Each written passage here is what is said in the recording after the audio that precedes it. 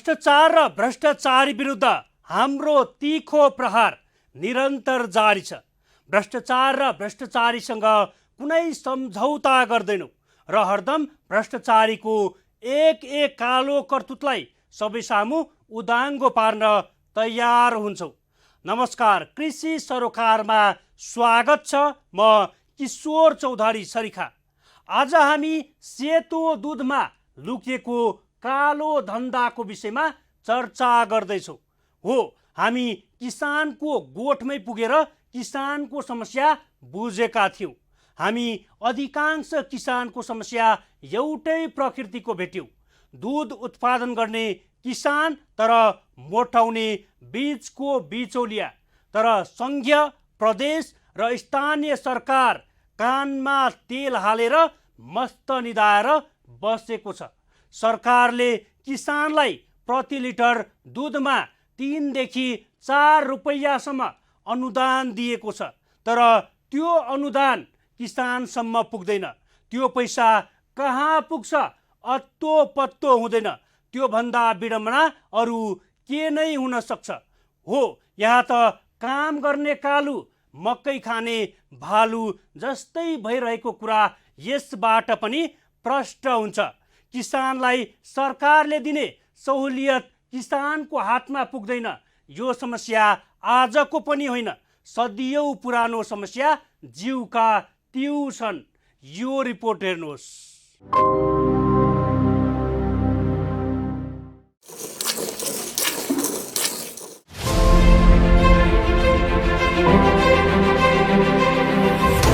यो बिचौलियाको अन्त्य गर्न सक्यो भने कृषि क्षेत्रमा लागेका यो दुध उत्पादक जति कृषकहरू हुनुहुन्छ उहाँलाई धेरै टेवा पुग्थ्यो। जस्तो अब हामीले यहाँ दुध 50 रुपियाँ लिटर बेच्दाखेरि जस्तो दाना हामीलाई लगभग तपाईँको 50 रुपियाँ किलो दाना पनि जान्छ। दानाको मूल्य त्यत्तिकै बढेको छ। दुधको मूल्य कहिले पनि बढेको छैन हेर्नुहोस् नेपालमा। सरकारले दुधको मूल्य पनि बढाइदियोस् र बिचौलियाको अन्त्य गरिदियोस्। बिचौलियाको अन्त्य गरेर दानाको मूल्य घटाइदिएपछि अनुदान पनि चाहिन्न के। अनुदान खानालाई यस्तो गरेको उस्तो गरेको भन्छ नि। वास्तवमा त अनुदान चाहिँदैन। दुधको मूल्य बढाइदिएर दाना चाप्नु धेरै टाढा छन् नि वास्तविक किसानहरू। जस्तो हामी पनि अब धेरै टाढा छौँ। अब आएको 2 वर्ष भयो, हामीलाई केही पनि थाहा छैन अनुदान भने के हो, कुन चरा नाम भन्ने कुरो। त्यो ठाउँसम्म हामी पुग्नै सकेका छैनौँ अहिलेसम्म। यो किसानको भनाइबाट पनि प्रष्ट हुन्छ राज्यका संयन्त्रहरू कति निरीह र निकम्मा छन् भन्ने कुरा हो। हरेक क्षेत्रमा अहिले भ्रष्टाचारले जडो गाडेको छ। जता हेरे उतै भ्रष्टाचार र बिचौलियाको रजगज छ। हो, सेतो दुधमा कालो धन्दा यति मौलाएको छ कि जुन चर्चा गरी साध्य नै छैन। हामी किसानको गोठसम्मै पुगेर किसानको समस्या बुझेका थियौँ। दुग्ध उत्पादन गर्ने किसान तर मोटाउने बीचको बिचौलिया। दिन रात नभनी 24 घण्टा घाम पानी केही पनि नभनिकन किसानहरू दुग्ध उत्पादनमा लाग्छन्। तर विडम्बना किसानको मेहनत र पसिनामा रजाई बिचौलियाले गर्छन्। जहाँको त वास्तविक किसानहरू, रियल किसानहरूले कहिले पनि अनुदान पाए जस्तो मलाई लाग्दैन। अब आजभन्दा 1 वर्ष पहिला पनि मैले न्युजहरू हेरेको थिएँ। यो क्षेत्र नम्बर के अरे प्रदेश नम्बर 5 मा कति 6 मा अब 60वटा काउली लाउनेले 6 लाख रुपियाँ अनुदान पनि खाएछन्। 13वटा बोटका कागती लाउनेले 4 लाख रुपियाँ अनुदान खाएछन्। त्यो झोले किसान त्यस्तोमा अब हामी त भरेकै थिएनौँ। अहिलेसम्म पर्नु पनि परेको छैनौँ। हामी जे छ वास्तविक फिल्डमा देखाएर उहाँहरूलाई अनुगमन गराएर हामीले पाउन सकिन्छ भने मात्र पाउने हामी।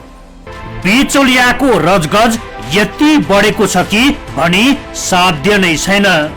सस्तोमा दुध लिनका लागि बिचौलियाहरू किसानको गोठसम्मै धाउँछन्।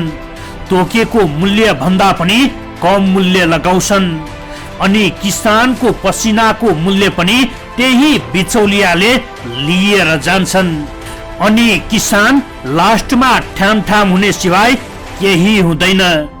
तर संघीय, प्रदेश र स्थानीय सरकार कानमा तेल हालेर मस्त निदाएर बसेको छ। सरकारले किसानलाई प्रति लिटर दुधमा 3 रुपियाँसम्म अनुदान दिएको छ, तर त्यो अनुदान किसानसम्म पुग्दैन। त्यो पैसा कहाँ पुग्छ अत्तो पत्तो हुँदैन। त्यो भन्दा विडम्बना अरू के नै हुन सक्छ। जति अब हामीले विदेशबाट कमाएको पैसा जति छ हामी लगानी गरिसकियो। जस्तो अहिले ब्याङ्कको कुरो गरौँ, अब बिना दिए त अब सरकारले 10 लाख रुपियाँ दिने भनिराखेको थियो। हरेक ब्याङ्कलाई अब व्हिप जारी पनि गरेको थियो। हामी नेपाल राष्ट्र ब्याङ्कमा गइयो, वाणिज्य ब्याङ्कमा गइयो, कृषि विकास ब्याङ्कमा गइयो, सरकारी ब्याङ्कहरू पनि गइयो, तर उहाँहरूले दिन मान्नु भएन। हाम्रो यत्रो फर्म देख्दा पनि उहाँलाई रियल इस्टेटमा लगानी गर्नुहुन्छ, तर कृषिमा लगानी गर्न चाहनुहुन्न क्या उहाँहरू। समस्या यहाँनिर हाम्रो कृषिमा मानव 10-15 लाख रुपियाँ लगानी गर्दा त्यतिकै थोरै माथि त उठ्न सक्छ नि त मान्छेहरू, तर उहाँहरू चाहनुहुन्न त कि लगानी गर्नलाई। आत्मनिर्भर हुने टेवा पुग्थ्यो नि त, तर उहाँहरू गर्न चाहनुहुन्न जस्तो नि। उहाँहरूलाई धिती चाहिन्छ, त्यही पनि सहरको जग्गा चाहिन्छ, गाउँको जग्गाले पुग्दैन उहाँहरूलाई। ग्रामीण भेगका किसानहरू धेरैमा 50 देखि 55 रुपियाँ प्रति लिटरमा दुध किन्छन्, तर त्यही दुध काठमाडौँ, पोखरा लगायत ठुल्ठुला सहरमा लगेर 90 देखि 100 रुपियाँको हाराहारीमा बेच्छन्। अर्थात् लिटरमै किसानबाट किनेको पैसाको दोब्बर पैसामा बेच्छन्। 1 लिटरमै 45 देखि 50 रुपियाँसम्म फाइदा लिन्छन्, तर उत्पादन गर्ने किसान फाइदा त धेरै परको कुरा, सावा उठाउन पनि मुस्किल हुन्छ। हो, यहाँ त काम गर्ने कालु, मकै खाने भालु जस्तै भइरहेको कुरा यसबाट पनि प्रष्ट हुन्छ। किसानलाई सरकारले दिने सहुलियत किसानको हातमा पुग्दैन। यो समस्या आजको पनि होइन, सदियौं पुरानो समस्या जिउका तिउ छन्।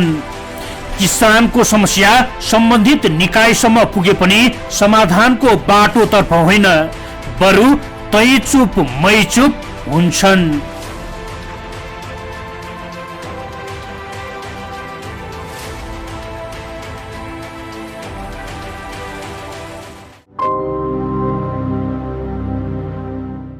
दिन रात नभनी मेहनत गरेका, पसिना बगाएका ती उद्यमशील दुग्ध उत्पादक किसानहरूलाई सहुलियतका लागि अनुदान त दिन्छन्, तर विडम्बना किसानको हातमा पुग्दैन। सरकारले दिने सहुलियत दुग्ध उत्पादक किसानलाई भन्दा बेचौलियाहरूलाई फाइदा पुग्दै आएको छ। दुग्ध उत्पादन गर्ने किसानले पाउने मूल्य र उपभोग गर्ने उपभोक्ताले तिर्ने मूल्यमा आकाश पतालको फरक पाइन्छ। ग्रामीण भेगका किसानहरू यति हेपिएका छन् कि जुन कल्पना पनि गर्न गाह्रो छ। किसानले उत्पादन गरेको दुध मुस्किलले लिटरमा 50 देखि 55 रुपियाँ पाउँछन्, तर त्यही दुध देशको ठुल्ठुला सहरमा पुग्दा त्यो भन्दा दोब्बर मूल्य अर्थात् प्रति लिटर 90 देखि 100 रुपियाँसम्म उपभोक्ताले तिर्नुपर्ने बाध्यता छ। हो, किसानबाट 50 देखि 55 रुपियाँमा खरिद गरेको दुधको आधा पैसा आखिर कहाँ जान्छ? त्यो बीचको पैसा कसले कुम्ल्याउँछन्? खोज नीति गर्नु पर्दैन? त्यो खोज्ने जिम्मा आखिर कसको हो? यो रिपोर्ट हेर्नुहोस्।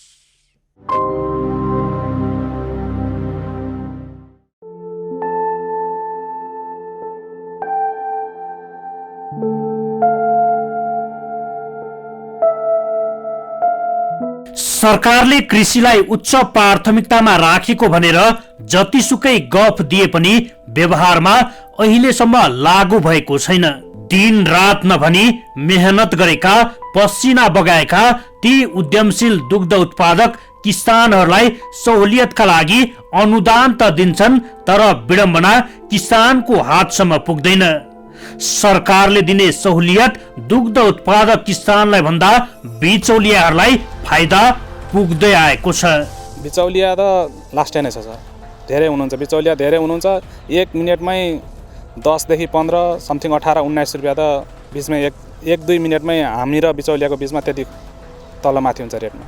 यो त्यस्तो केही पनि छैन। जति पनि बिचौलियाहरू छन् एकछिनमै अब उहाँहरूको त्यति कमाइ हुन्छ भने हामी दिनरात नभनिकन 24 घण्टा जस्तो अब कुनै पनि टेन्सन लिएर खटेर हामी जति पनि उत्पादनकर्ताहरू छौँ उत्पादनकर्ताहरूको बारेमा उहाँले कहिले त्यस्तो केही पनि सोच्नुहुन्न। त्यस्तो केही भयो भने अब यस्तै हो रेट, अब पार्टीहरूले नै रेट घटाएको छ, यस्तोमा यति भयो भन्ने अब उहाँहरूले अब पार्टीले घटायो कि अब बिचमा अब हाम्रो कुनै पनि जति पनि बिचौलियाहरू छन् बिचौलियाकै बिचमा कुरा गरेर उहाँहरूले घटाएर नै होला सायद यस्तो हुन्छ। अब उपभोक्ताहरूले त जति पनि मा हुनुहुन्छ उहाँहरूको त रेट कहिले पनि घट्दै घट्दैन। अब हाम्रो रेट घट्ने भनेको बिचौलियामा चाहिँ पर्सेन्टेज बढ्ने हो। सरकारले निर्देशिका 2075 मा दूध प्रशोधन गरी उत्पादन मिति, उपभोग मिति, मूल्य र लेबल सहित आवश्यक जानकारी लगायत प्याकेजिङमा उल्लेखित दूध मात्र बिक्री वितरण गर्न पाउने व्यवस्था गरेको छ। किसानले उत्पादन गरेको दूध 12 महिना खरिद गर्न सकिने र किसानलाई फाइदा हुनुको साथै बिचौलियाबाट मुक्त हुने सरकारको ठहर भए पनि व्यावहारिक रूपमा अझै लागू गर्न सकेको छैन र सरकारको यो कदम हात्तीको देखाउने दाँत जस्तै भएको छ। किसानले पाउने मूल्य र उपभोक्ताले खरिद गर्ने खुल्ला दूधको मूल्य बीच 40 देखि 50% भन्दा बढी फरक देखिएको छ। बिचौलिएको अवस्था नेपालमा एकदम प्रचुर मात्रामा मौलाइरहेको अवस्था हो दूधको क्षेत्रमा। हजुर, त्यो अवस्थामा जति पनि अब राज्य कुनै पनि सरकारी निकायहरूले दूधको एक्ज्याक्ट मूल्य तोकिदिनु भयो भने कुनै पनि बिचौलियाहरूले उपभोक्तासँग पनि धेरै कमिसन खान पाउनुहुन्न र हामी कृषकहरू जो पनि उत्पादन कार्यमा लाग्नु भएको छ उहाँहरूलाई पनि केही टेवा पुग्छ। जति पनि बिचौलियाहरूले अब केही थोरै समयमा बसेर उहाँहरूले चाहिँ धेरै मात्रामा फाइदा खाइराख्नु भएको अवस्था हो। त्यो गर्दाखेरिमा उत्पादन जो गर्न साह्रै गाह्रो अवस्थामा बस्नुभएको छ उहाँहरूलाई पनि खासै केही फाइदा छैन र जो उपभोक्ताहरू किनेर खाने हुनुहुन्छ उहाँहरू पनि एकदम ठगिनु भएको अवस्था हो। राज्य सरकारले नै दूधको मूल्य चाहिँ निर्धारण गरेर यतिभन्दा माथि कुनै पनि एक्ज्याक्ट मूल्य निर्धारण गरियो भने उपभोक्ताले पनि सबै थाहा पाउनुहुन्छ र उत्पादनकर्ताहरूले पनि यतिसम्म चाहिँ हाम्रो मूल्य हो भनेर थाहा पाउनुभयो भने सहज होला। किसानले उत्पादन गरेको दूध मुस्किलले लिटरमा 50 देखि 55 रुपैयाँ पाउँछन्, तर त्यही दूध देशको ठुलठुला सहरमा पुग्दा त्यो भन्दा दोबर मूल्य अर्थात् प्रति लिटर 90 देखि 100 रुपैयाँसम्म उपभोक्ताले तिर्नुपर्ने बाध्यता छ। किसानबाट 50 देखि 55 रुपैयाँमा खरिद गरेको दूधको आधा पैसा आखिर कहाँ जान्छ? त्यो बीचको पैसा कसले कुम्ल्याउँछन्? त्यो खोज्ने जिम्मा आखिर कसको हो? अहिलेसम्म पनि सरकारले किसान चिनेको छैन। हामीले जहिलेदेखि चिनेन भने अहिले पनि हामी 8-9 वर्ष बोलिसक्यौँ र पनि सरकारले चाहिँ किसान चिनेको छैन। किसान को हो भन्ने कुरै थाहा छैन, किसानको पहिचान छैन। अनि किसानहरूलाई सबैलाई एउटै सोच राखिएको छ। मैले अहिले भने भूमि नहुने चाहिँ एउटा किसानले सबभन्दा बढी चाहिँ महत्त्वका साथ चाहिँ कृषिमा टेवा पुर्याइरहेको छ। साना किसानहरू छन्, महिला किसानहरू छन्। अहिले गाउँघरमा जाने भने महिला र बुढाबुढीले चाहिँ हाम्रो देशको कृषि धानेको अवस्था छ। साना किसानहरूले चाहिँ आफ्नो जीविका चलाउनको लागि हैन परम्परागत रूपमा चाहिँ गर्दै आएका संस्कृति खेतीलाई अवलम्बन गरेका छन्। अब त्यसको चाहिँ मान्यता छैन। अहिले त के भयो भने ठुलो फर्म बनाउनु पर्ने, चक्लाबन्दी, सामूहिक खेती गर्नेलाई चाहिँ सबै खालका सेवा सुविधाहरू हैन, व्यावसायिकलाई सबै खालका चाहिँ सेवा सुविधाहरू भनेपछि त व्यावसायिक को हुनसक्छ भन्दा लगानी गर्न सक्ने हो। त्यसले गर्दाखेरि लगानी गर्न सक्नेहरूलाई चाहिँ किसान र लगानी नगरिकन जसले चाहिँ खेती गरिरहेको छ, जसले चाहिँ म किसान हुँ भनेर चाहिँ उसले चाहिँ पाउने यो चाहिँ राज्यको अनुदान के हो हैन, राज्यले चाहिँ एउटा चाहिँ प्रविधि के हो, प्राविधिक के हो भन्ने सम्म नचिनेका किसानहरूले थेगिएको कृषिलाई फेरि हौसला दिएर अगाडि बढाउनु त्यो कुरा हुन सकेको छैन। र किसानको पहिचानै नगरिकन चाहिँ दिने सेवा सुविधाले अहिले चाहिँ तपाईँलाई मै ठ्याक्कै भन्दाखेरि के भन्छ भने अहिले किसानलाई नै नचिनिकन चाहिँ सेवा चाहिँ अनुदानदेखि लिएर राज्यले सेवा सुविधा दिँदाखेरि कागजमा खेती गर्नेहरूको लागि सेवा सुविधा प्रदान भइरहेको छ। दुग्ध उत्पादन गर्ने किसानले पाउने मूल्य र उपभोग गर्ने उपभोक्ताले तिर्ने मूल्यमा आकाश पतालको फरक पाइन्छ। ग्रामीण भेगका किसानहरू यति हेपिएका छन् कि जुन कल्पना गर्न पनि गाह्रो छ।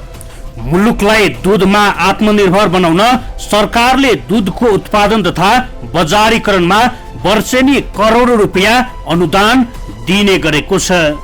सरकारले दिने उक्त अनुदानले दूधको बजारीकरणमा लागेका सहकारी र व्यापारीलाई मनज्ञ फाइदा पुगे पनि दूध उत्पादन गर्ने किसान भने सधैँ मारमा पर्दै आएका छन्। कतिपय किसानलाई दूधमा अनुदान दिन्छ भन्ने कुरासम्म थाहा छैन। किसानको नाममा आएको अनुदान पनि बीचका बिचौलियाले झोली भर्दै आएका छन्। बिचौलियाको जालो आखिर कसले तोड्ने?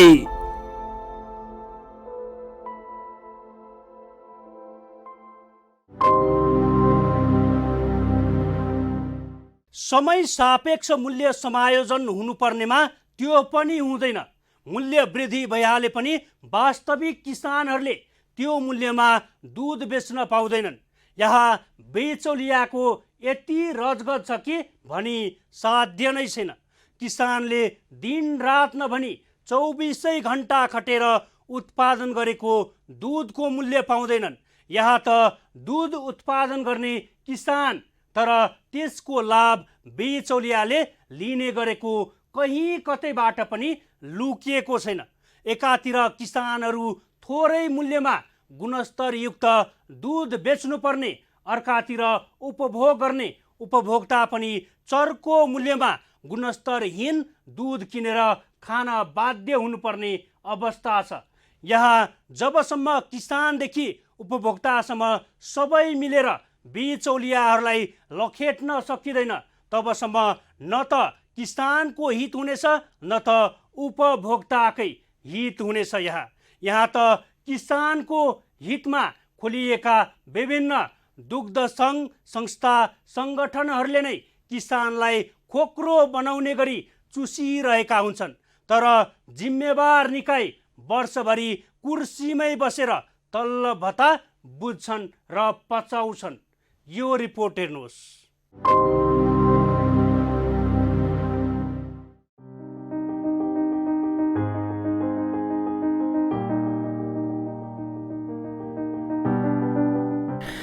साना किसानलाई अनुदान उपलब्ध गराएर कृषिजन्य वस्तुको उत्पादन वृद्धि गर्ने उद्देश्यका साथ सरकारले अनुदान दिँदै आएको छ। तर कर्मचारी, ठेकेदार र परामर्शदाताले मिले मतो गरी सानो रकमको अनुदानमा सानै रकम र ठुलो अनुदानमा ठुलै रकम भाग लगाएर मात्रै किसानलाई दिँदै आएको छ।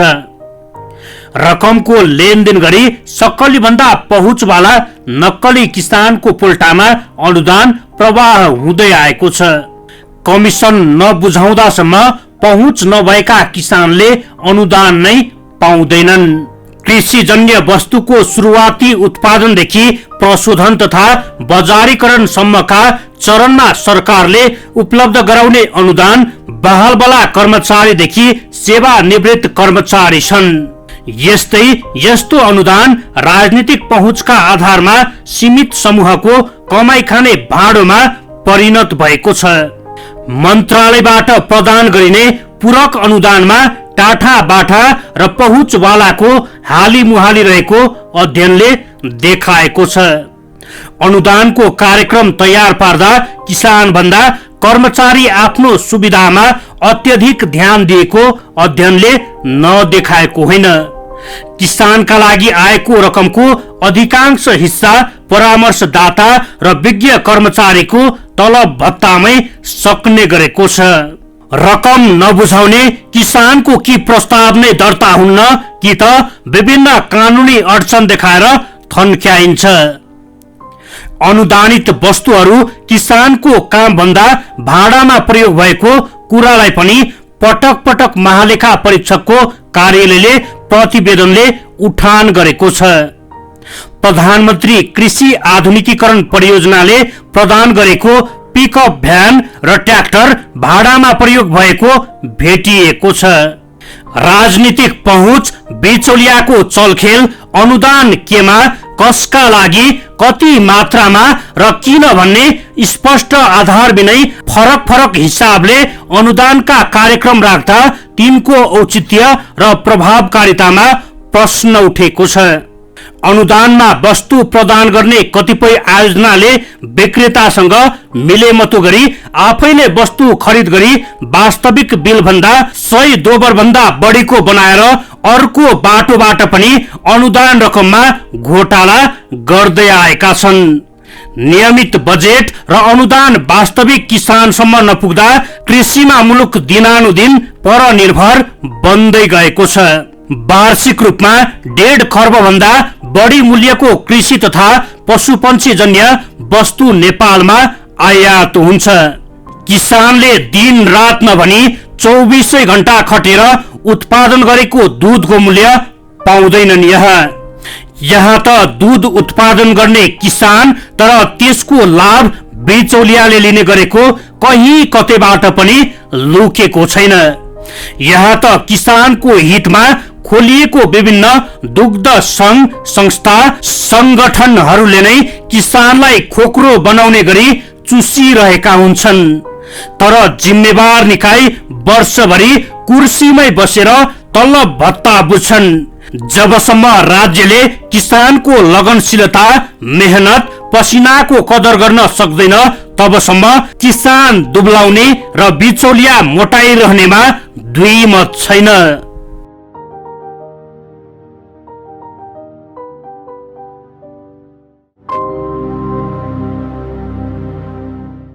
जबसम्म राज्यले किसानको लगनशीलता, मेहनत, पसिनाको कदर गर्न सक्दैन तबसम्म किसान दुब्लाउने र बिचौलिया मोटाइरहनेमा दुई मत छैन। किसानहरू दुग्ध उत्पादनमा लाखौं करोडौं लगानी यतिकै गर्दैनन्, त्यहाँबाट लाभ हुन्छ कि भनेरै लगानी गरेका हुन्छन्। तर राज्यको संयन्त्रहरू नै फेलियर भएपछि किसानहरू सधैँ मर्का बेहोर्न बाध्य छन्। सरकारले दूधको मूल्य एउटा निर्धारण गर्ने, तर बिचौलियाहरू किसानको घर घरमै पुगेर थोरै मूल्य दिएर किन्ने र सहरमा लगेर त्यही दूध दोब्बर भाउमा बेच्ने गरेको पाइएको छ। सरकारले किसानलाई अनुदान दिने, सहुलियत, ऋण दिने लगायतका कार्यक्रम ल्याउँछन्, तर त्यो अनुदानको रकम र सहुलियत ऋण किसानको हातसम्म पुग्दैन, बरु आफ्ना कार्यकर्ता र आसे पासेलाई पोस्ने काम गर्छन्। विकृति र विसङ्गति विरुद्धको हाम्रो खबरदारी जारी छ। कोभिड-19बाट आफू पनि बचाऊ, अरूलाई पनि बचाऊ। यदि तपाईसँग कुनै सल्लाह, सुझाव र गुनासा छन् भने हाम्रो टेलिफोन नम्बर 01 54 30 200 मा सिधा सम्पर्क गरेर टिपाउन सक्नुहुनेछ। हवस् त कृषि सरोकार आजलाई यति। अर्को श्रृङ्खलामा नयाँ विषयवस्तुका साथ उपस्थित हुने नै छौँ। त्यतिन्जेलसम्मका लागि बिदा दिनुहोस्। नमस्कार।